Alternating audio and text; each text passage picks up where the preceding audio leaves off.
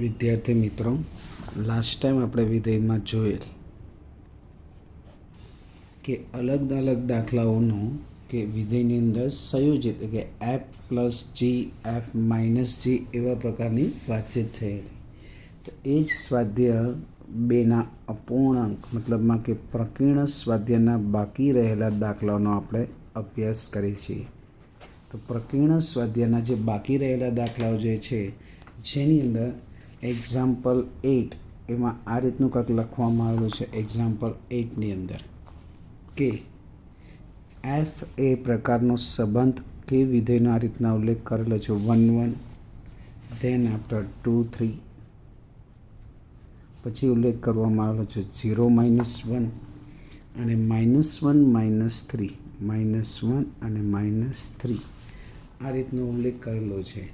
જે ઝેડથી ઝેડનો સંબંધ છે, ફંક્શન ફ્રોમ ઝેડથી ઝેડ વિધેય સ્વરૂપે કે જ્યાં F of X is equal to X plus B છે.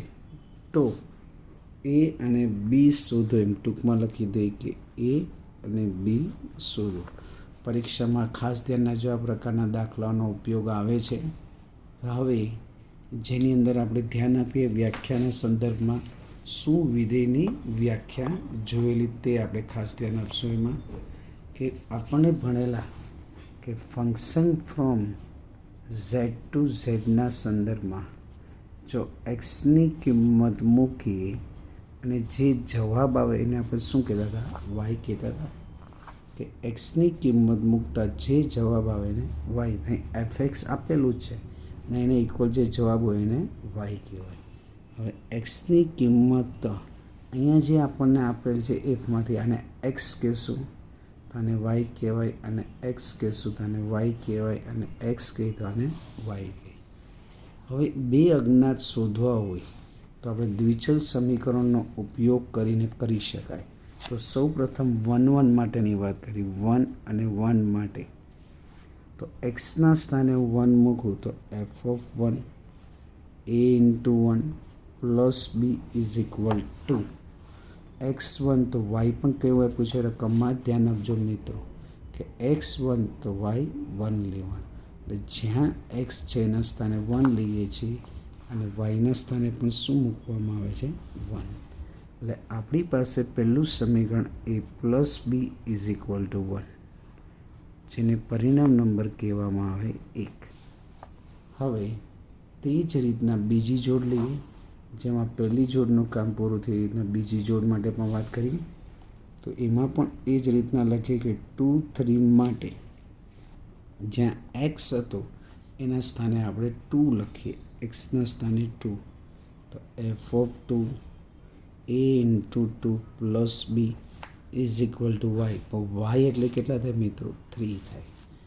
આન્સર લખાય 2a plus b is equal to 3. 2a plus b is equal to 3. તો એનો મતલબ એ અને બેની બંને વેલ્યુ છે એની લોપની રીત કરીને આપણે વેલ્યુ મેળવી શકાય. તો પહેલું સમીકરણ a plus b is equal to 1, second value 2 plus b is equal to 3. કોઈ પણ એકની નિશાની ચેન્જ કરી દઈએ, કોઈ પણ એકની નિશાની ચેન્જ કરી. a -2 એટલે minus a, plus minus cancel, 1 - 3 એટલે -2 થયું મિત્રો. આ માઇનસ કેન્સલ તો a ઇઝ ઇક્વલ ટુ 2. આ a ઇઝ ઇક્વલ ટુ 2 કોઈ પણ એક સમીકરણમાં મૂકી દઈએ તો a ઇઝ ઇક્વલ ટુ 2 સમીકરણ 1માં મૂકતા જોઈએ એના સ્થાને 2 મૂકી દઈએ, plus b is equal to 1, b is equal to 1 - 2 એટલે બીની વેલ્યુ કેવી આવે? -1. તો આની અંદર જોઈએ તો એ અને બી જે આપણને શોધવાનું કીધેલું મૂલ્ય આવી ગયા. એ અને બીના મૂલ્યો મળી ગયા. એની વેલ્યુ 2 અને બીની વેલ્યુ -1. એટલે આ રીતનો આખો દાખલો હતો એ આપણે જોયો. આ જ પ્રકારના અલગ અલગ દાખલા પણ પૂછી શકાય છે. એક્સ્ટ્રા એક નાનો એવો દાખલો લઈએ છીએ જેથી કરીને તમને ખ્યાલ પણ આવે કે એફ ફ્રોમ આ રીતની વેલ્યુ આપેલી હોય આપણને 2 4, બીજી વેલ્યુ 3 અને માનો કે 6 આપી છે આ રીતની. બે જ વેલ્યુ, અને fx is equal to mx plus n. તો m અને n શોધો, m અને n શોધો. ધ્યાન આપશો મિત્રો, શું કહેવા માગે છે તે. m અને n શોધો. તો આપણે xની કિંમત એકવાર 2 લઈએ છીએ અને એકવાર 3 લઈએ છીએ. તો fx is equal to mx plus n. એના બરાબર જે આન્સર આવે વિસ્તાર y કહેવાય. એક્સની કિંમત 2 મૂકીએ. ધ્યાન આપશો મિત્રો, ત્યારે વાયની વેલ્યુ કેટલી આવે? 4 આવે. તો આપણે મૂકી દઈએ એક્સની વેલ્યુ 2, એક્સની વેલ્યુ 2 પ્લસ n અને વાયની વેલ્યુ 4. તો 2m plus n is equal to 4 અને પરિણામ નંબર 1 કહેવાય. હવે એ જ રીતના એક્સની વેલ્યુ 3 મૂકીએ તો વાય 6 થાય. એક્સ 3 મૂકીએ મિત્રો, એક્સ 3 તો વાય 6. તો એક્સની વેલ્યુ 3 મૂકીએ, એક્સની વેલ્યુ 3 તો વાયની વેલ્યુ કેટલી છે? 6. અહીંયા લખીએ 3m plus n is equal to 6. પરિણામ નંબર 2 થયું. બંને સમીકરણ આપણી પાસે આવી ગયા છે, બરાબર. એકવાર એક્સના સ્થાને 2 મૂકવામાં આવે તો જોડનું બીજું મૂલ્ય વાય કહેવાય. આ એક્સ તો આ વાય, આ એક્સ તો વાય. એક્સ મૂકતા જે જવાબ આવે એ વાય ઓલરેડી 4 આપેલો છે, તો આના ઉપરથી એક mn-વાળું સમીકરણ. એ જ રીતના 3 મૂકવામાં આવે તો જવાબ જે વાય એટલે 6 મૂક્યા તો એની વેલ્યુ mn-વાળું. 2 સમીકરણ અને 2 અજ્ઞાત લોપની રીત કરી શકાય મિત્રો. તો જોઈએ લોપની રીતમાં કેવા પ્રકારનું થાય છે તે જુઓ. તો પહેલું સમીકરણ 2m plus n is equal to 4 અને બીજું સમીકરણ 3m plus n is equal to 6. 3m plus n is equal to 6. લોપની રીત કરી દઈએ, માઇનસ આ માઇનસ આ આ કેન્સલ થશે મિત્રો. 2m માઇનસ 3m એટલે માઇનસ m અને 4 માઇનસ 6 એટલે માઇનસ 2. તો આન્સર કેટલો આવશે? 2 આવશે. કેટલો આન્સર આવે? જ્યાં 2 આન્સર જે છે એ કોઈ પણ એકમાં મૂકી શકાય. આમાં મૂકવો એમ તો એની વેલ્યુ આવી જાય. તો સમીકરણ 1માં મૂકતા એમના સ્થાને 2 મૂકી દે મિત્રો. તો 2 into 2 plus n is equal to 4, 4 plus n is equal to 4, 4 cancel. તો n બરાબર 0, n ઇઝ ઇક્વલ ટુ 0. એટલે મિત્રો ખ્યાલ આવી જ ગયો હશે કે શું રીતના કિંમત મેળવી. એટલે એક દાખલો આપણે ટેક્સ્ટ બુકનો જોયો, એવો જ દાખલો આપણે એક્સ્ટ્રા બહારનો જોયો. એટલે ખાસ ધ્યાન આપજો, અઘરું કોઈ વસ્તુ નથી. થોડુંક લોજિક વાપરે તો વાંધો આવે નહીં. બંને દાખલા આપણે જોયા કે જેની અંદર પહેલો દાખલો 8મો હતો, ટેક્સ્ટ બુકનો હતો. એના જ જેવો દાખલો એક્સ્ટ્રા આપણે અહીં ગણવામાં આખો આવી ગયેલો છે. એક્સ્ટ્રા દાખલો આખો એક્સ્ટ્રા દાખલો છે મિત્રો. હવે એના પછી એક આપણે એક્ઝામ્પલ લઈએ છીએ, થોડુંક ધ્યાન આપીને એમાં વધારે આગળ વધશું.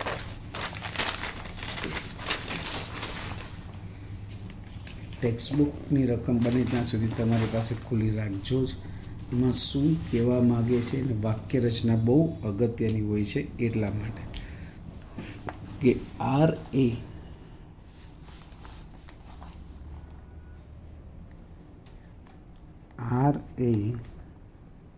એનથી એન પરનો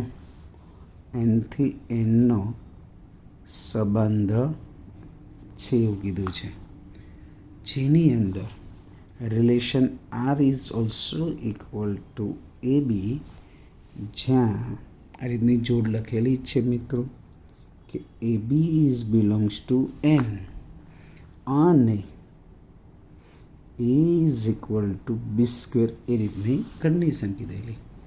તો વ્યાખ્યાયિત વિધાન સાચું છે કે નહીં તે આપેલ વિધાન માટે ચેક કરવાનું. તો આપેલ વિધાન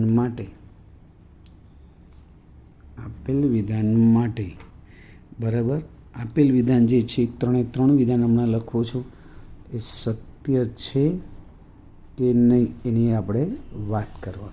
એમાંનું પહેલું વિધાન આ રીતનું છે મિત્રો કે પ્રત્યેક એ બિલોંગ્સ ટુ એન માટે એ ઇઝ બિલોંગ્સ ટુ આ રિલેશન. ધ્યાન આપશો શું કહેવા માગે છે તે એક પછી એક. પછી બીજું એમ જ કહેવામાં આવેલું છે કે જો A B belongs to R તો B A is belongs to R. R એટલે રિલેશનની અંદર વિચારશું. અને ત્રીજું કીધું છે કે જો A B belongs to R પછી B C is also belongs to R તો A C is also belongs to R. હવે વિચારવામાં શું કહેવામાં આવે તો પ્રત્યેક વિધાન માટે આપેલ વિધાન માટે એટલે કે પ્રત્યેક વિધાન માટે આપણે સત્યતા ચેક કરવાની છે. જોઈએ સૌ પ્રથમ શું કહેવા માંગે છે. તો પહેલાં જે આપણને જે આપેલો રિલેશન છે એ લખી દે કે R is equal to R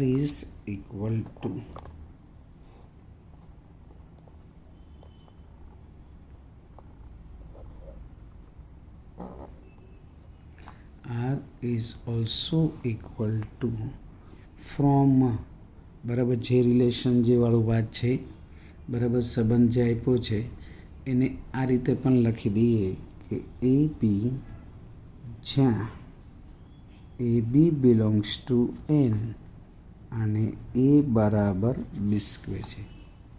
હવે ધારો કે અહીં પ્રત્યેક શબ્દ વાપરો પહેલી વાર કરવામાં આવે છે અહીંયા પહેલાં માટે જો પ્રત્યેક કીધું એટલે એની અંદર બધી જ સંખ્યા જે આવે એના માટે ચર્ચા વિચારવાની. કોઈ એક માટે સત્ય એ સત્ય ન કહી શકાય, બધા માટે સત્ય હોય તો સત્ય કહેવાય. તો આપણે ચલો બે લઈએ છીએ કે ધારો કે એ બરાબર બે લઈએ છીએ બરાબર. એ બરાબર બે લઈએ તો એ બે છે બિલોંગ્સ ટુ એન થયું. દોસ્તો ખ્યાલ આવ્યો છે સાહેબ બરાબર. ફર્સ્ટની અંદર જ વાત કરી દઈએ છીએ બે પણ બિલોંગ્સ ટુ એન. પછી આ જ વસ્તુ પહેલાંની વાત કરી છે આ આર છે, આ આર આપણને આપેલો જ છે. હવે હું શરૂઆત કરું છું પહેલાંની કે એ બરાબર જો હું 2 લઉં બિલોંગ્સ ટુ એન તો 2 લઉં તો 2 પણ એ પાછળની કન્ડિશન છે ધ્યાન આપજો. એ 2 અને 2 આવવું જોઈએ.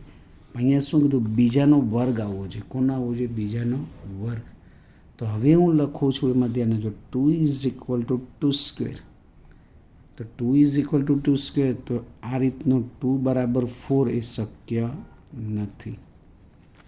કારણ કે એ બરાબર 2 તો પહેલી વહેલી જોડ આપણને 2 માટે વાત કરી કે 2 અને 2 માટે વાત કરી કે 2 ઇઝ બિલોંગ્સ ટુ એન હોય તો 2 ઇઝ ઇક્વલ ટુ કે આ રીતના વિચાર કરીએ એ એટલે 2 અને 2 એના માટે જો વિચારીએ તો આ કન્ડિશનથી એ અને આ બી સ્ક્વેર 2 વર્ગ 4 2 બરાબર 4 શક્ય નથી.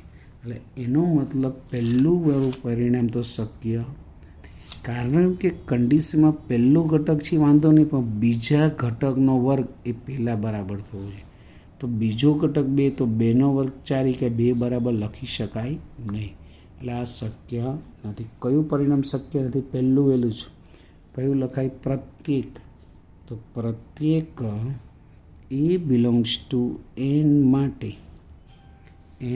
માટે બરાબર આ પ્રકારનું કયા પ્રકારનું એ પ્રકારનું પરિણામ શક્ય નથી. બિલોંગ્સ ટુ આર એ પરિણામ શક્ય નથી. મિત્રો આ પહેલું જ પરિણામ તો શક્ય નથી. હવે બીજું પરિણામની વાત કરીએ. બીજા પરિણામની અહીંયા એ બી અને બી એ કીધા છે. તો એ બી અને બી એટલે બે સંખ્યા જુદી જુદી લેવાની. તો એ બરાબર માનો કે 4 હોય, એ બરાબર 4 અને બી બરાબર 2 લેતા 4 અને 2. તો જો મિત્રો 4 અને 2 લઈએ છીએ તો 4 is also belongs to R છે. 4 આ પ્રકારની જોડ બિલોંગ્સ ટુ આર છે. તો એના મુજબ વિચાર કરવામાં આવે તો બરાબર, કે 42 ઇઝ બિલોંગ્સ ટુ આર. એના મુજબ તો પહેલી સંખ્યા આ સરનામું એ બીજાનો વર્ગ, તો 4 ઇઝ ઇક્વલ ટુ 2નો વર્ગ, તો એનો મતલબ 4 ઇઝ ઇક્વલ ટુ 4 થયું. તો આ સાચું થયું, એટલે આ પરિણામ શક્ય છે. આખું નથી, એટલે આ વાક્ય શક્ય છે. હવે અહીંયા શું એ બી થયું, એ અને બી. તો બી એની વાત કરીએ, બી એ એટલે શું થશે ધ્યાન આપજો. તો બી એ માટેની વાત કરી દઈએ છીએ, જેમ 42 માટેની વાત કરી ને, પરંતુ આ એક ભાગ પૂરો થયો મિત્રો. હવે આ બી એ જેમ 42, તો 24 બિલોંગ્સ ટુ આર, તો 2 ઇઝ ઇક્વલ ટુ 4 સ્ક્વેર, તો 2 ઇઝ ઇક્વલ ટુ 60 એ શક્ય નથી, એ શક્ય નથી. તો એનો મતલબ કે એ બી વાળું પદ જે છે એ બિલોંગ્સ ટુ આર શક્ય છે જ, પરંતુ બી એ વાળું મૂલ્ય, બી એ વાળું કે A B belongs to R, કે A B belongs to R, તો B A belongs to R એ શક્ય નથી. શક્ય નથી એટલે એનો મતલબ સત્ય પણ નથી, સત્ય નથી. શક્ય નથી એટલે સત્ય નથી. એટલે બે પરિણામને ખ્યાલ આવ્યું, 42 અને 24, એટલે આ જ થયું 42 અને 24. પોતાનું એટલે 22 થયું કે નહીં, શું થયું 22. આ પાછળની જે કન્ડિશન છે એ ખાસ ધ્યાન આપજો, આના રકમને અનુરૂપ વિચાર કરવામાં આવેલો છે. હવે એના પછી આગળ વાત કરી દઈએ છીએ તો થર્ડ કન્ડિશન, જો A B belongs to R, BC belongs to R, તો એસી બિલોંગ્સ ટુ આર એના સંદર્ભની વાત કરી છે. તો હું જે મારી રીતના લઉં છું એ સંખ્યામાં ધ્યાન આપશું કે જુઓ કે સૌ પ્રથમ વાત કરવામાં આવેલી છે એ બી. તો આપણે વાત કરી દઈએ એ ઇઝ ઇક્વલ ટુ, માનો કે આ રીતના લો 81 લો છો, આ વખતે 81. બી ઇઝ ઇક્વલ ટુ 9 લો છો, બી ઇઝ ઇક્વલ ટુ 9. તો આપણે જાણીએ છીએ 81 ને 9 is also belongs to R, કારણ કે આ કન્ડિશન છે. જો A is equal to B square, એ એટલે કેટલા થયા 81, એ કોના બરાબર 9નો વર્ગ થયો. 81 ઇઝ ઇક્વલ ટુ 9નો વર્ગ થયો, એટલે 81/9 એ બિલોંગ્સ ટુ શું થયું, આર થયું. હવે જેમ એ બીની વાત કરી, કન્ડિશન થર્ડની વાત કરી રહ્યા છે મિત્રો, ધ્યાન આપજો. આ કન્ડિશન થર્ડ બીજી આપણે પૂરી થઈ ગયું, 24 અને 42, 42 24, 42 અને 24. હવે લાંબી 1 2 અને 3ની વાત કરવાની. તો પહેલાં એ બી એની વાત કરી, એ અને બી. હવે બીસીના સંદર્ભમાં હું વિચારું છું, બીસીના સંદર્ભમાં તો બી ઇઝ ઇક્વલ ટુ 9 હોય અને સી ઇઝ ઇક્વલ ટુ 3. તો ધ્યાન આપશું મિત્રો કે 9 ઇઝ ઇક્વલ ટુ 3નો વર્ગ થયો, 9 ઇઝ ઇક્વલ ટુ 3નો વર્ગ. એટલે આ જે મૂલ્ય થયું એ કોના સંદર્ભમાં થયું, એ બીના સંદર્ભમાં. કોના સંદર્ભમાં, એ બી. તો આ જે મૂલ્ય થયું BC is equal to 93 is belongs to R થયું. BC is equal to 93 belongs to R. પરંતુ હવે જે આવે છે જોજો કે રકમની અંદર એ બી બીસીને, હવે કોની વાત કરવાની છે, રકમમાં એસીની વાત કરી. કોની કીધી, એસી. રકમમાં ત્રીજા વાક્યની વાત ચાલી રહી છે મિત્રો. ટેક્સ્ટ બુક લઈને બેસો, બરાબર. ત્રીજા જ વાક્યમાં આપણે કરી રહ્યા છીએ એસી એટલે એ 81 અને સી એટલે 3. પરંતુ આપણે શરત મુજબ A is equal to 81 is equal to 3નો વર્ગ એ શક્ય નથી, એ પરિણામ જ શક્ય નથી મિત્રો, એ શક્ય નથી, બરાબર. આ પરિણામ શક્ય નથી, આ પરિણામ શક્ય નથી. એટલે AC now AC is equal to 81/3, બરાબર. 81/3 વાળું is does not belongs to R. આ રિલેશનમાં શક્ય નથી, આ રિલેશનમાં એ શક્ય નથી આપણે, બરાબર. એટલે ખાસ ધ્યાન આપજો કે આ પરિણામ જે આખું કહેવાય કે A B belongs to R, BC belongs to R, પરંતુ AC belongs to R, AC belongs to R એ વાક્ય સત્ય નથી. એ વાક્ય સત્ય નથી મિત્રો. એટલે ખાસ થોડુંક સમજીને પ્રયત્ન કરવાનો છે. જે વાક્ય બોલીએ છીએ એ ખાસ વધારે ધ્યાન આપવાનું, તમને ખ્યાલ આવે. ત્રણે ત્રણ વાક્યની વાત કરી કે રકમની અંદરથી જ ઘણો બધો આઈડિયા આવી જાય. તો પહેલું વાક્ય જે છે એ સ્વરૂપનું, એટલે 2 ને 2 લખીએ, પરંતુ એ શરત 2નો વર્ગ 4 થાય તો 2 બરાબર 4 એવું શક્ય નથી. એટલે પહેલું વિધાન ખોટું થયું. એ જ રીતના એ બી અને બી એનું કીધું. એ બી એટલે 4 2 અને બી એટલે 2 4 એની પણ વાત કરી છે રકમના એ બી અને બી એની. બરાબર. એ શરત કોનું પાલન કરે? આ કન્ડિશનનું ફોલો કરે, પાછળની કન્ડિશનની અંદર. એ જ રીતની સેમ વાત થઈ 3. એટલે 3 વિધાન એ સત્ય નથી. હવે પછીનો દાખલો ધ્યાન આપીને પછીનો 10મો દાખલો શું કહેવા માગે છે તે જોજો. ટેક્સ્ટ બુકમાંથી વિધેય ચેપ્ટરની અંદર ખાસ થોડુંક વધારે ધ્યાનથી પણ જો શબ્દ રચના થોડીક અઘરી છે.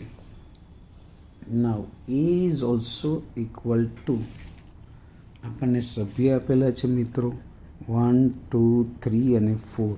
એ ઇઝ ઇક્વલ ટુ 1 2 3 4 આપેલા છે. પછી આપેલું છે બીનું મૂલ્ય 1 5 9 11 50 અને 60 છે. 11 50 અને 60. Now F is equal to relation કંઈક આપેલું છે. કયા પ્રકારનું મિત્ર આપ્યું છે? 1 5, then after 2 9, then after 3 1, then after 4 5 અને પછી આપણને આપેલું છે 2 11. આ પ્રકારનું આપેલું છે મિત્રો. હવે એમાં આગળ વધીએ તો શું કહેવા માગે છે કે પહેલો પ્રશ્ન એમ કીધો એફ એથી બીનો સંબંધ છે કે નહીં? એથી બીનો સંબંધ છે. સત્યતા ચકાસવાની જો મિત્રો. સંબંધ સત્યતા. આપેલ વિધાન સાચું છે કે ખોટું છે એ આપણે કહેવાનું છે. હવે અહીંયા સંબંધની વાત કરી છે અને બીજા વાક્યમાં એમ કીધું કે એથી બી એફ એથી બી પરનું વિધેય છે એમની વાત કરી છે. અગાઉ આપણે ભણી ગયેલા છીએ કે દરેક વિધેય હોય ને એ સંબંધ હોય છે, પરંતુ દરેક સંબંધ એ વિધેય નથી. તો સૌ પ્રથમ વાત કરી દઈએ આપણે સંબંધના માટે. આમ થોડુંક વિચારો કે સંબંધની વ્યાખ્યા શું હતી કે એ અને બીનો કાર્ટેશિયન ગુણાકાર કરો, એમાં એફની બધી જોડ આવી જોઈએ. એફની બધી જોડ આવી જોઈએ. તો આપણને રકમમાં આપ્યું છે, પહેલાં લખી દઈએ કે એ ઇઝ ઇક્વલ ટુ 1 2 3 4 આપેલું છે. ત્યારબાદ બી ઇઝ ઇક્વલ ટુ રકમમાં જ આપેલું છે 1 5 9 11 50 અને 60 આ રીતનું આપેલું છે. હવે જો એફ એ ક્રોસ બીનો ઉપગણ છે કે નહીં? જો અહીં એ ક્રોસ બીના સભ્યોની સંખ્યા વિચારું, number of A cross B એટલે number of A into number of B, આ 4 સભ્યો ગુણકમાં 3 ને 3 6 એટલે 4 6 24 જોડ થાય. આ 24 જોડની અંદર પહેલો ઘટક એમાંથી આવે છે. એફનો પહેલો ઘટક 1 2 3 અને 4 જે એમાંથી આવી ગયા. અને બીજો ઘટક એફનો બીજો ઘટક એ બીમાંથી આવે.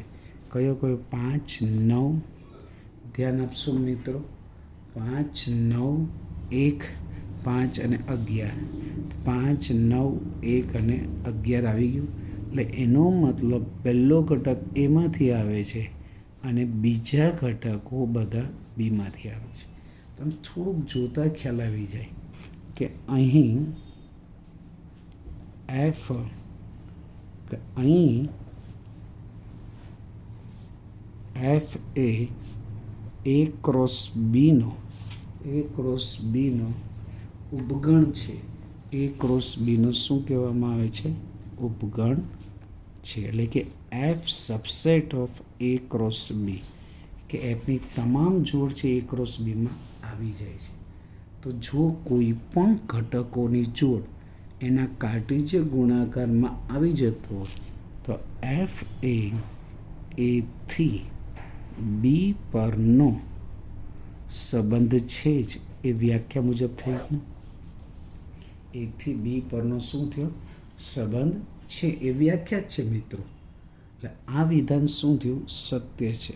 આ વિધાન સત્ય છે. પરીક્ષાની અંદર પૂછાય કે ન પૂછાય અગત્ય નથી, આપણો કોન્સેપ્ટ ક્લિયર હોવો જોઈએ. સત્યતા ચકાસવાનું કીધું તો એફ એથી બી પરનો શું સંબંધ છે? તો કે સંબંધ છે, એટલે વિધાન કેવું થયું? સત્ય થયું. એટલે પહેલાં વિધાનની આપણે વાત કરી છે મિત્રો. હવે બીજા વિધાનની વાત કરીએ તો બીજા વિધાનની અંદર થોડુંક વધારે વિચારીએ કે ગણના કોઈ ઘટકની અંદર 1 એ 5 છે, 2 એ 9 છે, 3 એ 1 છે, 4 એ 5 છે અને 2 એ 11. તો આ બે જોડમાં જો એ એફની જ જોડ છે ને, કે અહીં એફ માટે એફની જોડ કઈ છે? કે 2 9 અને 2 11. 2 9 અને 2 11 belongs to a cross b ખરી, એટલે સંબંધ છે, પરંતુ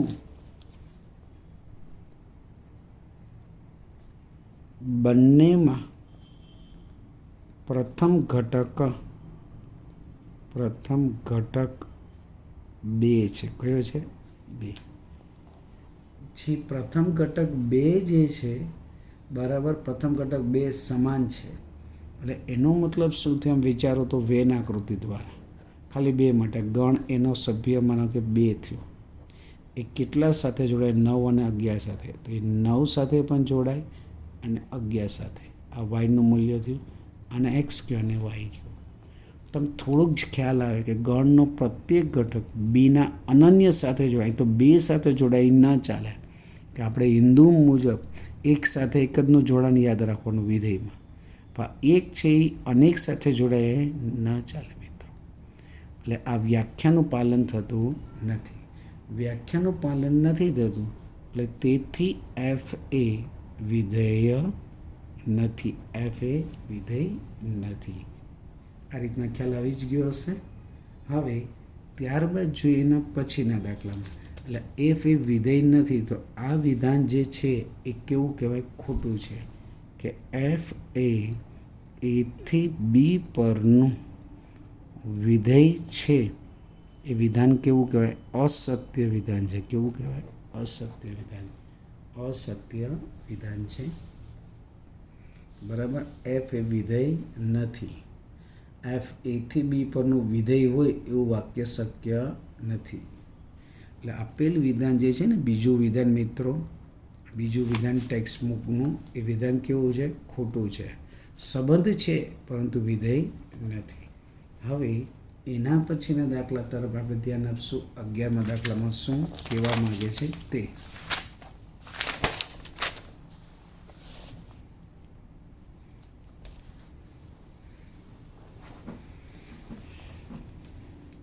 એફ એ ઝેડ ક્રોસ ઝેડનો ઉપગણ છે.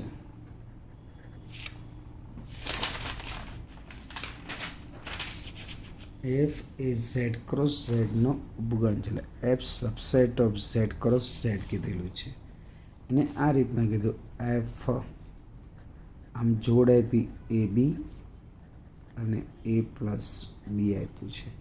એ બી એ પ્લસ બી, અને A belongs to Z, B belongs to Z કીધેલું છે. હવે એફ ઝેડ ટુ ઝેડ પરનું વિધેય છે એવો પ્રશ્ન કીધો.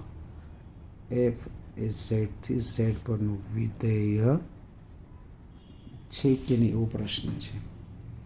ચલો વિચારીએ શું કહેવા માગે છે. ઘણી વાર પ્રશ્નની અંદર જવાબ મળી જ રહી છે આપણને. પહેલાં એફ બરાબર શું આપેલું છે? એ બી અને એ પ્લસ બી, જ્યાં એ બિલોંગ્સ ટુ ઝેડ અને બી બિલોંગ્સ ટુ ઝેડ. આ રકમ છે. તો આપણે આને કયો ઘટક કહેતા હતા? એક્સ. અને આને કયો ઘટક કહેતા હતા? વાય. તો એફ એક્સ બરાબર વાય મુજબ F of A B is equal to A plus B કહેવાય. ચલો હવે ધ્યાન આપજો, હું લખું છું. જોજો મિત્રો કે A B is equal to 2 લો, 3 લો, કોઈ પણ લખાય. ચલો આ 3ના સંદર્ભમાં એ બી ઇઝ ઇક્વલ ટુ 3, તો 1 into 3 લખાય. જોજો આ 3 જ લો, એ બીની વેલ્યુ 3, તો 1 into 3. એ જ રીતના એ બી ઇઝ ઇક્વલ ટુ 3, એને હું આ રીતના લખું, -1 into -3. હવે આ 1 into 3, તો એ 1 છે અને બી 3 છે. એ 1 છે અને બી 3 છે. તો આપણે હું આ મૂલ્ય 3ને જો આ રીતે લખું, F1 into 3 અને એ બી બરાબર 1 plus 3, એટલે એનો આન્સર કયો આવ્યો? 4 આવ્યો. ચલો હવે એ જ 3, 1 into 3 એટલે 3 થયા કે નહીં? એને હું આ રીતે લખું, આ જ 3ને -1 into -3, તો એ પ્લસ બી મુજબ -1 -3, -1 -3 એટલે મૂલ્ય શું થયું? -4 થયું. આ રીતનું વિચારી શકાય મિત્રો. તો આમ જુઓ કે આ મૂલ્ય તો 3 જ છે. કયું મૂલ્ય છે? 3. આ 3 છે ને, 3 અને 3. તો 3 મૂલ્યને અનુરૂપ જવાબ એક જ આવવો જોઈએ, એની બદલે 2 જવાબ આવ્યા. તો 4 આવ્યો અને આ -4 આવ્યો. તો એનો મતલબ આના ઉપરથી જ ખ્યાલ આવી જાય કે પ્રથમ ઘટક 2ને સમાન મૂલ્ય, બરાબર, પ્રથમ ઘટક 2 સમાન છે. કે આનો પ્રથમ ઘટક એ બી એટલે 3 થયું કે નહીં? કે 2 3 આપણે વ્યાખ્યા છે 2 3 અને 2 - 3 માટે, 2 - 3 માટે પ્રથમ ઘટક સમાન છે. કોઈ દિવસ પ્રથમ ઘટક સમાન આવે એ ન ચાલે. પાછળનો ઘટક સમાન ચાલે પણ પ્રથમ ઘટક સમાન ન હોવો જોઈએ. પ્રથમ ઘટક આપણા 3ના સંદર્ભમાં લખ્યું છે મેં, એટલે 3 4, સોરી ત્યાં લખી દો 3 4, અને અહીંયા પણ આ 3 મૂક્યું તો આન્સર કેવો છે? -4 છે. એટલે 3 માટે 4 આવ્યું અને 3 માટે પ્રથમ ઘટક સમાન છે, એટલે એનો મતલબ વિધેય નથી. એફ એ ઝેડ થી ઝેડ પરનું વિધેય નથી મિત્રો. ખ્યાલ આવી ગયો? હવે પછી છેલ્લા દાખલા તરફ જોઈએ, શું કહેવા માગે છે એ જોઈએ કે 12મા દાખલાની રકમને અનુરૂપ.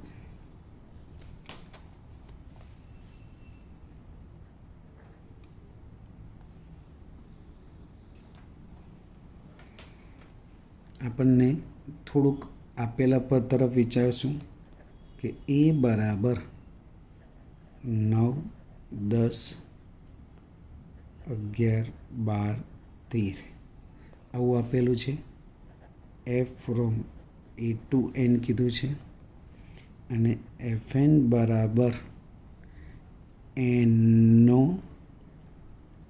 મહત્તમ અવિભાજ્ય અવયવ આવું કીધેલું છે રકમમાં. સરસ, વેરી ગુડ. તો હવે એનની કિંમત પહેલાં હું 9 મૂકીશ મિત્રો, પછી 10 મૂકી દઈશ, પછી 11 મૂકીશ, પછી 12 અને પછી 13 મૂકવામાં આવશે. તો એને અનુરૂપ વિચાર કરવામાં તો 9 મૂકવામાં આવે તો 9ના મહત્તમ અવિભાજ્ય અવયવ, તો એનના બરાબર 9, તો 9ના મહત્તમ અવિભાજ્ય અવયવ લખવામાં આવે તો કયા થાય? વિચારો. 9ને શેના વડે ભગાય? 1 વડે, 3 વડે અને 9 વડે. 1, 3 અને 9. એમાં 1 અને 9 છે ને એક વિશિષ્ટ સંખ્યા થઈ. 9 છે એ વિભાજ્ય થઈ, પણ 9નો મહત્તમ અવિભાજ્ય અવયવ એટલે કયો આવે? 3 આવે. કયો આવે? 3. 10નો મહત્તમ અવિભાજ્ય અવયવ, 10નો મહત્તમ અવિભાજ્ય અવયવ. 10ને શેના વડે ભગાય મિત્રો? વિચારો, આપણે નાના ધોરણ 8માં ભણી ગયા. 10ને શેના વડે ભાગી શકાય છે? 1 વડે ભગાય, 2 વડે ભગાય, 5 વડે ભગાય અને 10 વડે ભગાય. તો 10ના 4 અવયવ કયા થયા? 1, 2, 5 અને 10. પણ આપણને અવયવ નથી કીધા, પણ કેવા કીધા? અવિભાજ્ય. તો અવિભાજ્ય સંખ્યા 2 અને 5 આવી. એમાં મહત્તમ કઈ કહેવાય? 5 કહેવાય. કઈ કહેવાય? 5. હું જે બોલું છું એ બધું જ મનમાં વિચારતા આપણને આવડવું જોઈએ. 11. તો 11ના મહત્તમ અવિભાજ્ય અવયવ. તો 11ને શેના વડે ભગાય? 1 અને 11 વડે. તો 11નો અવિભાજ્ય અવયવ, મહત્તમ અવયવ પોતે જ થયો. કયો થયો? 11. પછી 12 લે તો 12ને શેના વડે ભગાય? 12ને શેના વડે ભગાય? 12ને 1 વડે, 2 વડે, 3 વડે, 4 વડે, 6 વડે અને 12 વડે. પરંતુ એમાંથી વિભાજ્ય કયા અને અવિભાજ્ય કયા? તો અવિભાજ્યમાં 2 આવે, 3 આવે. 2 જ ઘટક અવિભાજ્યમાં. તો 2 અને 3માંથી મોટું કોણ? મહત્તમ એટલે મોટું કોણ આવે? તો 3 કહેવાય. કયું કહેવાય? 3. છેલ્લે 13ની વાત કરીએ તો 13નો અવિભાજ્ય અવયવ. 13ને શેના વડે ભગાય? 1 વડે ભગાય અને 13 વડે. તો 1 અને 13માં મોટો અવિભાજ્ય અવયવ કોણ થયો? 13 જ થયો. કયો થયો? 13. તો જવાબની જે યાદી કઈ એને વિસ્તાર કહેવાય. કોનો વિધેય? એફનો વિસ્તાર કહેવાય. વિધેય એફનો વિસ્તાર. તો એફના વિસ્તારમાં પેલો ઘટક 3, 5, 11 અને 13. તો પહેલાં લખી દઈએ 3, પછી 5, પછી 11. 3, 5, 11. 3 આવી ગયો એટલે ફરીવાર નહીં લખવાનો. તો પછી કયો લખવાનો? 13. 3, 5, 11 અને 13 આ રીતે લખી શકાય મિત્રો. એટલે આ એના જવાબ થયો, વિધેય એફનો વિસ્તાર. એટલે આ રીતના જોઈએ છીએ આપણે મુજબ કે ભણેલા દાખલાઓ થોડાક આપણે યાદ રાખીએ તો વાંધો આવી શકે નહીં. હવે એકાદ દાખલો આપણે એક્સ્ટ્રા લઈએ છીએ ખાલી સમજણ માટે, જેથી કરીને તમને વાંધો આવી શકે નહીં. પરીક્ષાની બહારની પણ અમુક વાર પૂછાય તો ચિંતા ન રહે.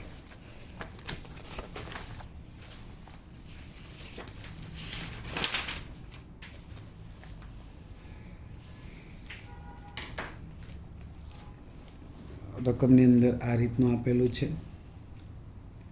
કે ફંક્શન ફ્રોમ, અમુક દાખલા મારી મેળે તમને બહારના બનાવેલા પણ મૂકું છું, પણ લોજિક માટે હોય. R-0 થી R કીધેલું છે મિત્રો. અને જેમાં fx is also equal two 1/x plus mx છે. તો f ઓફ 1/5 માટે 28/5 છે. તો એમ શોધો. કયું? કઈ? એમ સુધારે. જોઈએ એક દાખલો નાનો જ જોઈએ છીએ. આ છેલ્લું જ છે આપણે. તો ઘણીવાર પ્રશ્નની અંદર જવાબ મળી રહે, પણ વિચારવાનો આગ્રહ આપણે રાખવાનો મિત્રો. કે આપણે જાણીએ છીએ વિધેયનો ઉલ્લેખ શું કર્યો કે fx is equal to 1/x plus mx છે, જેની અંદર એક્સની કિંમત કઈ મૂકવાની? 1/5 બરાબર. અને એને અનુરૂપ જે જવાય 28/5. એક્સ બરાબર 1/5. તો એફ ઓફ 1/5 છે એના સ્થાને શું મૂકાય? 28/5. તો આપણે વેલ્યુ મૂકી દઈએ. એક્સના સ્થાને 1/5, આ 1/xના સ્થાને 1/5 પ્લસ એમ ઇન્ટુ એક્સના સ્થાને 1/5. અને એફ ઓફ 1/5 માટે રકમમાં જ આપેલું છે મિત્રો 28/5 ઇઝ ઇક્વલ ટુ 1/1/5 પ્લસ એમ ઇન્ટુ 1 એટલે એમ ડિવાઈડ બાય 5. ધ્યાન આપી દઈએ કે આ પ્લસવાળું પદ છે, આ બાજુ જશે એટલે માઇનસ થાય. 20/5 માઇનસ m/5, આ 1 છેદ અને છેદનું પદ અંશમાં એટલે 5 ઉપર જશે. અને હું આમ લખી દઉં 28 માઇનસ એમ ડિવાઈડ બાય 5. આ 1 1 કેન્સલ કરીએ, 5 ડિવાઈડ બાય 1 ક્રોસ મલ્ટિપ્લિકેશન કરશું તો 28 minus m is equal to 25 લખી શકાય. માઇનસ એમ છે આ બાજુ જાય એટલે પ્લસ એમ, પ્લસ 25 જશે આ બાજુ એટલે માઇનસ 28માંથી 25 જાય એટલે 3. તો એમની વેલ્યુ કેટલી આવી મિત્રો? 3 આવી ગઈ. એટલે આમ થોડુંક લોજિક વાપરીએ તો આન્સર આવ્યો એમની વેલ્યુ 3. એટલે આમ જોઈએ તો અઘરું કંઈ જ નથી, પણ થોડીક બુદ્ધિનો ઉપયોગ કે f(1/5) છે. એક્સના સ્થાને આપણે મૂક્યું 1/5, જ્યાં એક્સ છે એના સ્થાને 1/5 લખી દીધું અને f(1/5)ની વેલ્યુ રકમમાં જ આપી છે. પછી સાદું રૂપ આપી દીધું 7 અને 8ના આપણા ગુરુજી પાસે ભણી ગયેલા છે. એટલે ખાસ ધ્યાન આપજો. રોજે રોજ ચલાવેલા વિડીયો જે છે એને અપલોડ કરતાં ભણાવતા બહુ જ સમય લાગે છે દીકરાઓ, અને ઘણીવાર તમને ચલાવેલું હોય છે પણ જોતા નથી અને લખતા પણ નથી. પણ આપણે કર્મથી દૂર ભાગી શકીએ, એના ફળથી કોઈ દૂર ભાગી શકવાના નથી.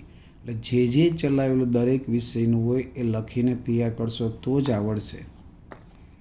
બરાબર મિત્રો? હવે પછીના નેક્સ્ટ લેક્ચરની અંદર અહીંયા આપણે વિધેય ચેપ્ટરની પૂર્ણાવતિ કરીએ છીએ. હવે પછીના નેક્સ્ટ લેક્ચરની અંદર આપણે ત્રિકોણમિતિય વિધેયની થોડીક શરૂઆત કરી દઈશું મિત્રો.